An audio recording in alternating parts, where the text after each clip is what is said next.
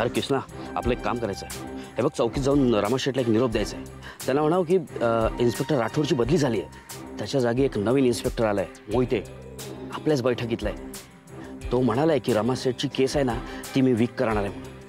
हे बघ, मी त्याच्याचकडे चाललोय. त्याने एक वस्तू मागितली, ती पोचवायची त्याला. तू हा जरा निरोप रामाशेठला दे. चल निघ.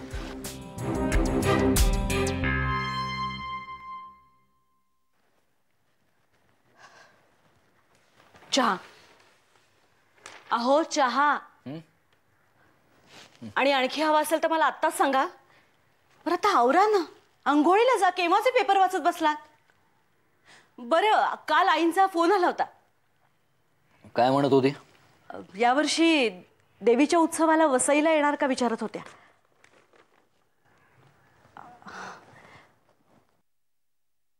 जाऊया आपण. इथं आपली परिस्थिती काय आहे ठाऊक आहे ना तुला? तुला उत्सवाला जायचं सुचतंय? नाही, मी फक्त विचारलं. आम्हाला वेळ नाहीये म्हणून सांग. बरं, मी काय म्हणते, आदी आणि शुभ्रा जाणार असतील तर प्रथमेशला पाठवूया का? शुभ्रा असली ना की व्यवस्थित राहील तो. काही नको, तिथे जाऊन आणखी कोणाच तरी गाळा धरेला. असं काय करता? सुट्टीचं काय घरात बसवून ठेवायचं त्याला? त्याच्या बापाकडे पैसा आला ना की अख्खं जग फिरवून आणेल त्याला. तू नको काळजी करू त्याची. तुमच्याशी ना बोलण्यातच काही अर्थ नाहीये. नको ना बोलूस. कोणी सांगितलं बोलायला? अहो,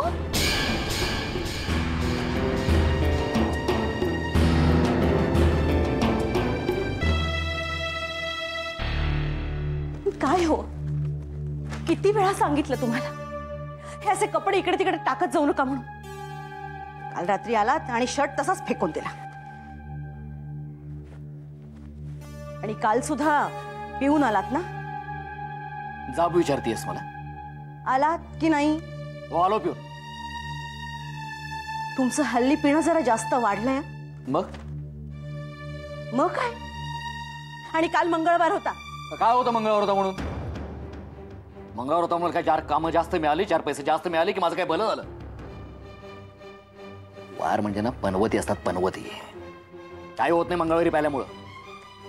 उगाच डोक्याला कटकट करू नको माझ्या. कटकट? माझी प्रत्येक गोष्टीत तुम्हाला कटकट कशी व्हायला लागली हो? मी तुमच्याशी बोलतेय. आंघोळीचं पाणी काढतं.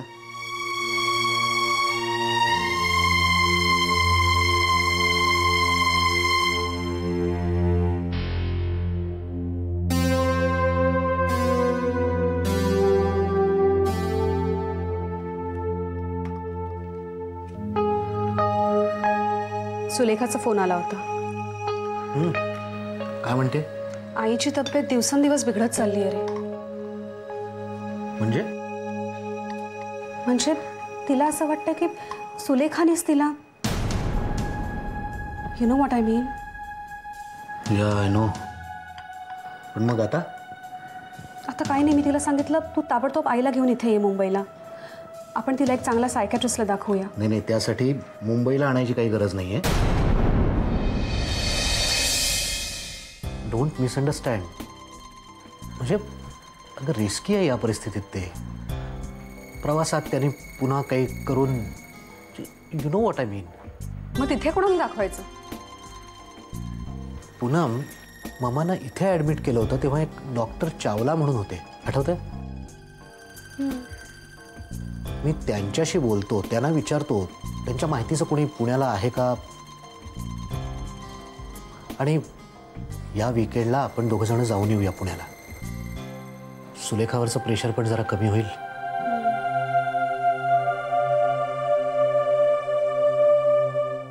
पण मला ना त्या बिचारीचं काही कळतच नाही. एक प्रॉब्लेम सॉल्व्ह झाला की लगेच दुसरा उभा राहतो. हल्ली ना तिच्याशी फोनवर बोलायची सुद्धा हिम्मत होत नाही माझी. आपण पुण्याला जाऊ तेव्हा मी बोलतो तिच्याशी जरा. तिच्यासाठी 1-2 प्रपोजल्स आहेत माझ्या डोक्यात.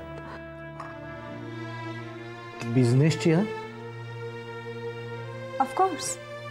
बिझनेसची. पूनम,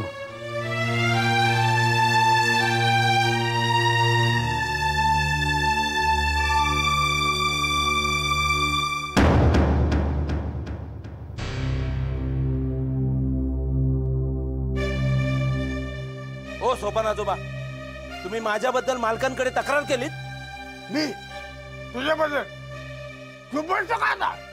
अगं तू दिवसभर त्या मालकाच्या माग गोंडा घेऊन फिरतोस ना, त्यानं तुझी तक्रार केली माझ्याकडं.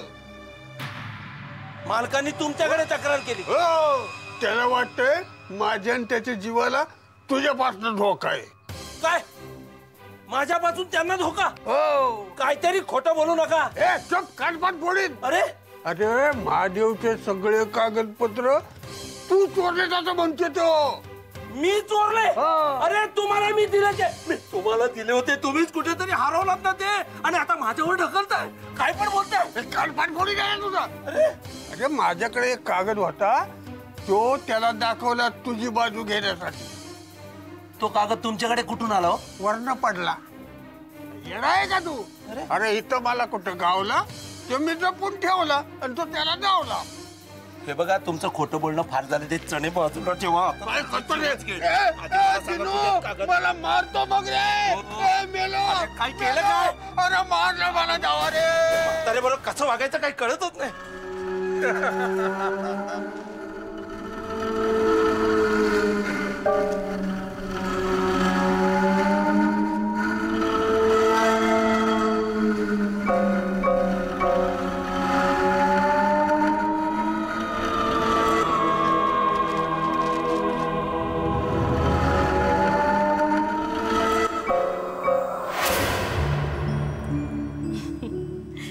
जागे. शुभ्रा, कमाल आहे तुझी, एकटीच आलीस? मुंबईत पहिल्यांदा एकटीने प्रवास केलाय मी. वहिनी, त्या रिक्षावाल्याच्या मीटरवर 34 रुपये झाले होते आणि मी त्याला 33 दिले. बरोबर ना? अगदी बरोबर. पक्की मुंबईकरण झालीस. अजून नाही. हा, लोकल ट्रेनमधून अजून प्रवास करायचा आहे मला. मी आदिनाथांना खूप वेळा सांगितलं, पण ते ऐकतच नाही. अगं बरोबरच आहे त्याचं. तुला काय करायची मुंबईची लोकल? तू जाणार तिकडे अमेरिकेला.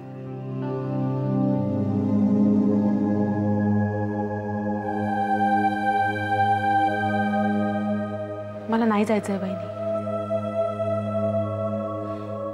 जावं तर लागणारच.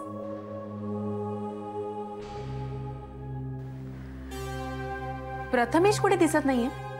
शाळेत. तू काय फक्त प्रथमेशला भेटायला आली होतीस? नाही हो बहिणी, असं का बोलताय? नाही, तुमचं दोघांचं जे काय अलीकडे सूत जमलाय ना, तो तर सारखा नाचत असतो पार्वती पार्वती करून. पार्वती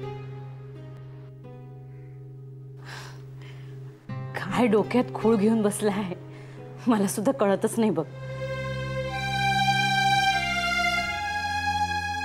बहिणी, तुम्ही मला साइन लँग्वेज शिकवा. तुम्हाला येते ना? येते म्हणजे काय, प्रथमेशसाठी शिकली आहे थोडीशी. शिकवेन ना तुला. मग मला सुद्धा प्रथमेश सोबत बोलता येईल. जरूर शिकवेन, नक्की शिकवेन.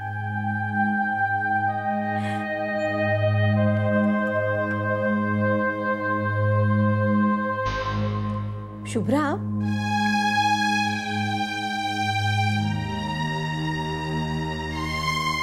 म्हणजे चहा बरोबर बिस्किट पण घे.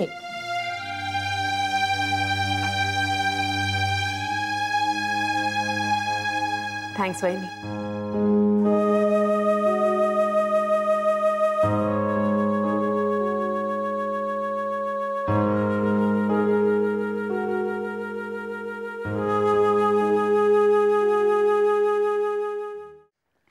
वाव, हा बघ आमचा वसईचा ग्रँड वाडा. आणि हे बघ माझे हँडसम आजोबा बघ. ए, तू साडीत किती फनी दिसतेस बघ. हो, बघ बघ. सॉरी. आणि ही बघ कुसुमात्या. ए बघ तुझी वहिनी, हीच तर होती त्या दिवशी हॉटेलमध्ये तुझ्या दादाबरोबर. हिलाच बघितलं मी. कोणाला? अगं तुझ्या वहिनीला. हे बघ तुझा दादा त्यांना अंगठी घालतोय, हीच. साहिल, तू हिला आणि दादाला पाहिलंस त्या दिवशी हॉटेलमध्ये एकत्र? खोटं बोलतोयस. मी कशाला खोटं बोलू? अगं तुझ्या दादाला आणि वहिनीला मी ती तिथे. माझी वहिनी नाहीये. मग कोण आहे? तुला काय करायचंय? अगं पण तू एवढी का चिडतेस? मी जे बघितलं ते सांगितलं. दोघे हातात हात घालून बस. Sahil, just go. What? Yeah, before I lose my temper, just go. अगं पण हे काय वेड्यासारखं? Sahil, get lost. अगं जातो, पण माझी काही चूक नसताना मला कळत नाही तू. साहिल, तू आता जातोस का नाही?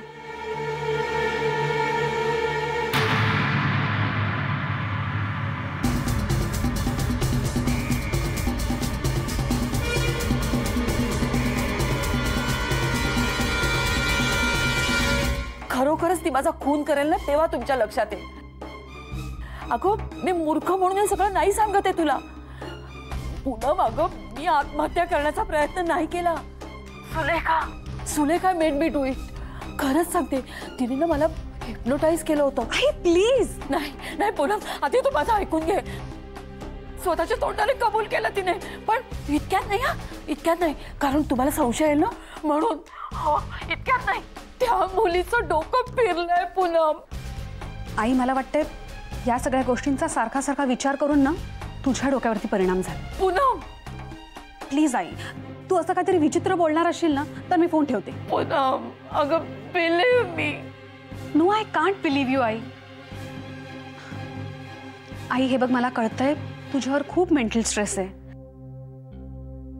पण हे बघ, will get you treated, okay? मी 1-2 दिवसात इथे येते. ह्या अशा गोष्टी फोनवरती नाही बोलता येत आई. तोपर्यंत खूप उशीर झालेला असेल का पूनम? आई, मी फोन ठेवते. अगं माझं ऐकून घे. I am not mad, I am not insane. Please. अगं आई, but you behaving like one, okay? Bye.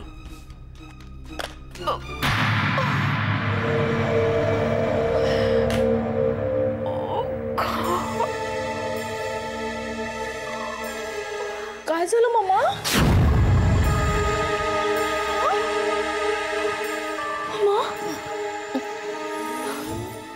Mamma, मी तुला सांगितलं होतं ना, तुझ्यावर कोणी विश्वास ठेवणार नाही. सगळे तुलाच वेड्यात काढतील म्हणून. हो ना मम्मा? मम्मा,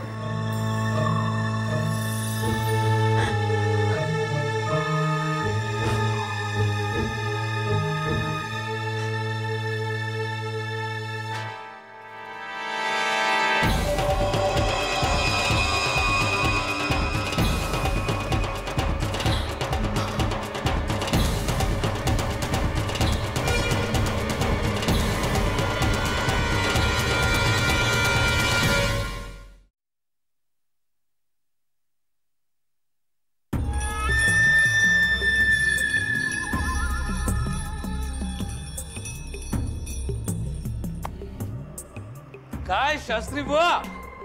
अरे उभा करा तू. बस बस बस रे, बस बस. काय सरबत गिरबत काय झालं का नाही? हो झालं ना. अजून हवं? कडू सरबत आपलं नेहमीच. श्रीपते नको साहेब.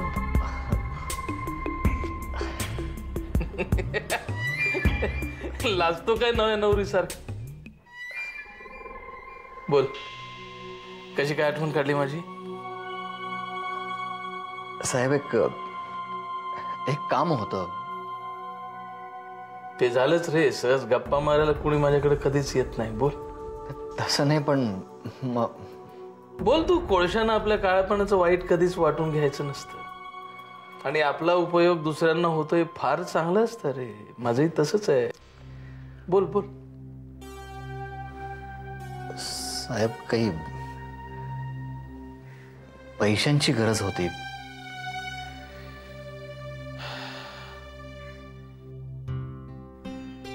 पैसा ही खूप वाईट गोष्ट असते रे.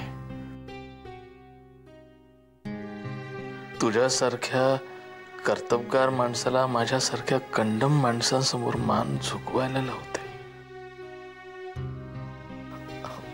काय बोलताय साहेब तुम्ही?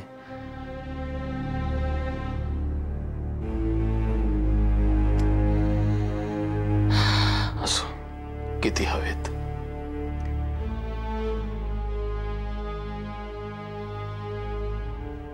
पन्नास. बस.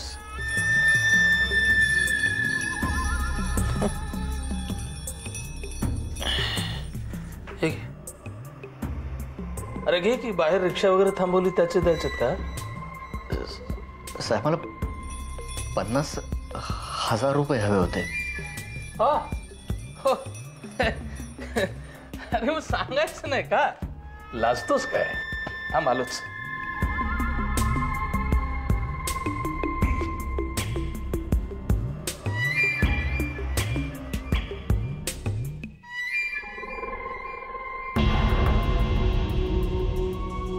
हे घे.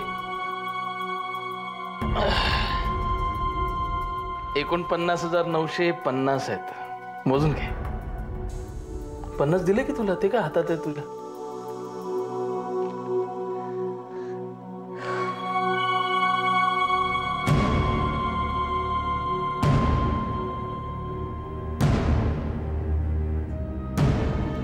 वडील कसे आहेत? तब्येत कशी आहे त्यांची? नशीबवान आहात तुम्ही शास्त्री बुवा. असा माणूस तुम्हाला बाप म्हणून मिळाला. मोठा माणूस.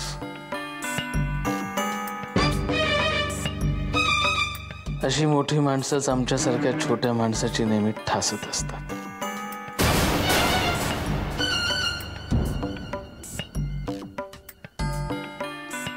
त्यांना म्हणलं क्लास बंद करा, नाही म्हणले. मग म्हणलं विका, पुन्हा नाही म्हणले. जमणार नाही म्हणले. मोठा माणूस, आपण त्यांचं ऐकायलाच हवं नाही का? हा, आता नुकसान होतं खूप आपलं, काय करणार? होऊ दे, ठीक आहे.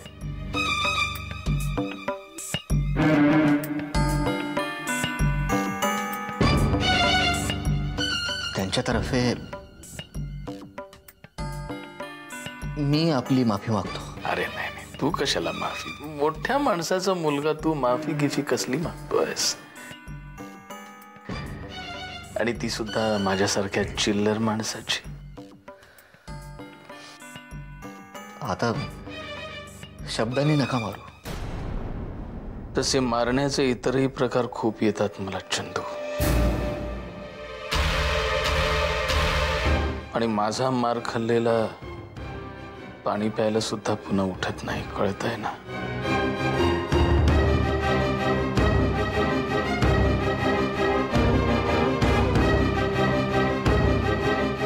आणखीन काही?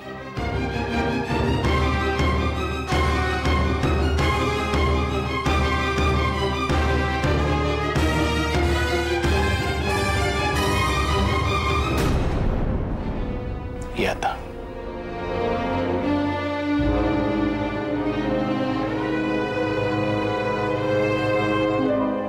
चंदू,